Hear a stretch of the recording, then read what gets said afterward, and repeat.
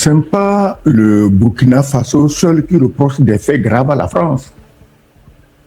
La France tient en laisse 14 pays africains soumis à un esclavage inacceptable depuis les soi-disant indépendances. Et comme elle a toujours marché sur les couilles de ces 14 pays sans que personne n'agisse, humiliation, insultes, dénigrement, on tape au dos des chefs d'État âgés qui chez nous en Afrique sont des gens respectables. Tu vois, à l'Élysée, on tient un vieux chef d'État qu'on tire comme un mouton sur une laisse. Ces humiliations suivies par 14 pays, il faudrait bien qu'un jour, quelqu'un dise que ça suffit, quitte à ce que la France se ressaisisse, remodèle son comportement, remodèle sa diplomatie, remodèle son langage guerrier, ordurier, insultant en permanence, pour rentrer dans le cercle des pays civilisés, maintenant des relations diplomatiques normales avec les autres pays. Ce n'est pas Ibrahim Traoré qui a coupé, c'est la France qui a coupé. Quand quelqu'un passe tout son temps, on va à Nairobi, on voit le Sahel, Burkina. À l'Assemblée nationale française, c'est Burkina. Au Parlement européen, c'est Burkina. Est-ce que le Burkina est une province de la France? La France même est en feu. Les gens meurent de faim.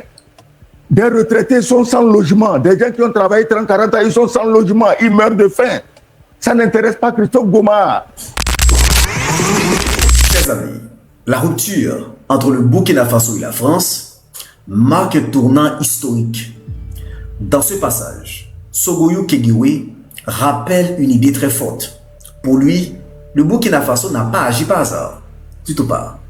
Il affirme que pendant trop longtemps, la France a humilié plusieurs pays africains depuis les indépendances.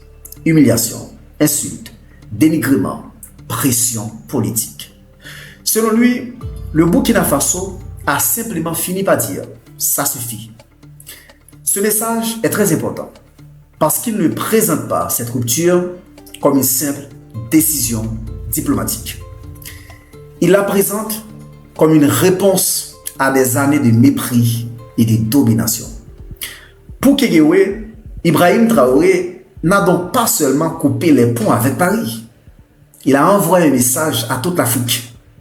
Un pays souverain doit être respecté. Le Burkina Faso veut parler d'égal à égal. Il ne veut plus être traité comme une province française. Voilà pourquoi cette rupture frappe si fort.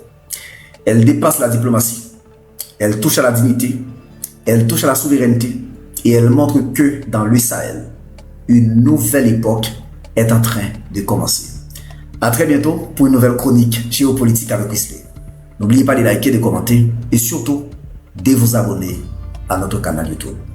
Je vous aime. Ciao, ciao, ciao.